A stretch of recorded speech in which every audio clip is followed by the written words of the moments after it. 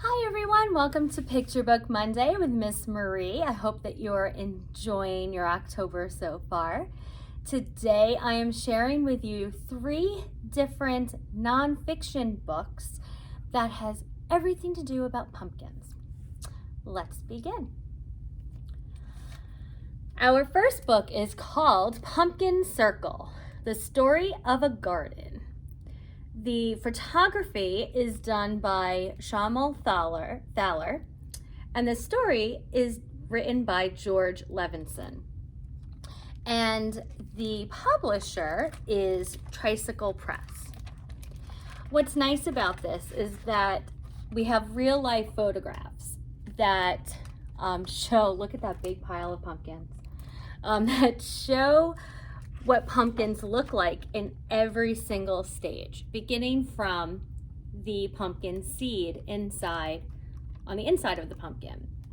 And it also is colorful and it's descriptive.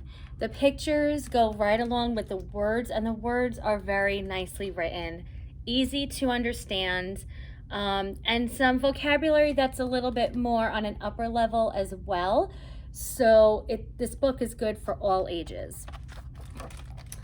And they talk about the different pumpkin seeds. They talk about 5 different pumpkin seeds in this book. There are more than 5 different kinds of pumpkins, but at least that is a nice little introduction to the life cycle of a pumpkin. All right, so we recommend this book because it really does show you all the different parts of a pumpkin that you might not even see if you buy it from a farm stand. But if you go pumpkin picking, then you might see these curly cues here, and it just shows a nice representation of pumpkins. They also on the back, which is really, I thought it was a really nice idea. It shows you how to grow and tells you how to grow pumpkins in your yard, and how to harvest them. And there's even a little website that they recommend for you to go to. So it's just a nice little addition to this Pumpkin Circle book.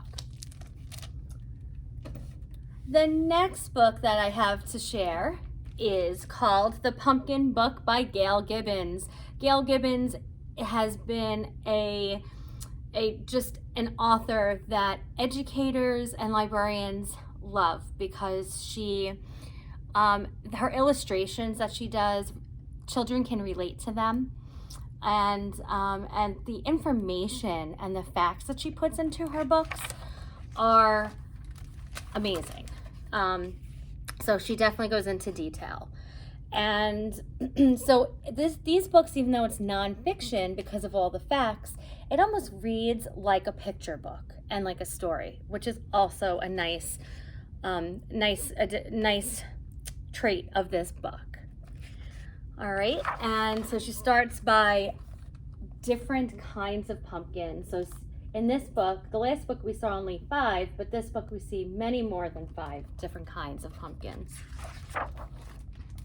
They show the different tools that are used for planting pumpkin seeds.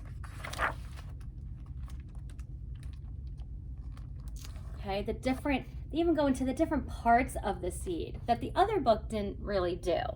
And like I said, this book, Gail Gibbons does a really nice job just portraying every aspect of pumpkin life in this book.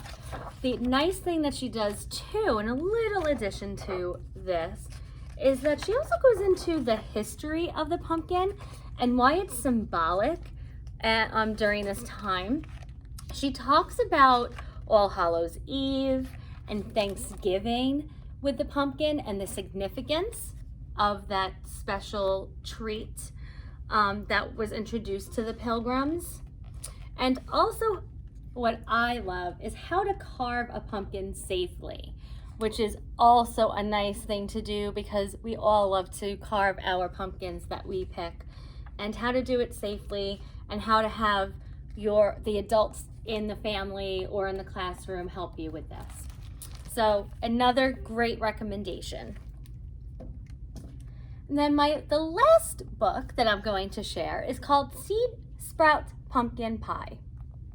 This is written, and the pictures are also taken by Jill Esbaum. And the publisher is, I believe it's National Geographic Society. So they use true photographs and real photographs in this book. And what's great is that she even talks about pollination and the importance of bees in the life cycle of a pumpkin.